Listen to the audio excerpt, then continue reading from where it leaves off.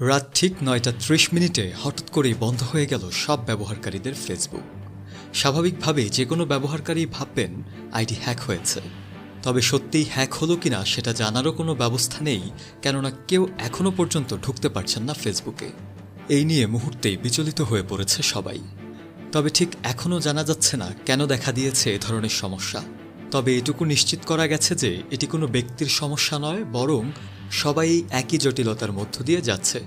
ফলে এ ব্যাপারে দুশ্চিন্তিত হওয়ার বিশেষ কোনো কারণ নেই। আশা করা যাচ্ছে ফেসবুকের সার্ভার ঠিক হলে সবাই আবার যথারীতি নিজেদের অ্যাকাউন্টে লগ ইন করতে পারবে। তবে আরও বেশ কিছু প্রশ্ন থেকে যাচ্ছে। এটা ঠিক কিসের ইঙ্গিত সে ব্যাপারে কোনো স্পষ্টতা পাওয়া যাচ্ছে না এখনো পর্যন্ত।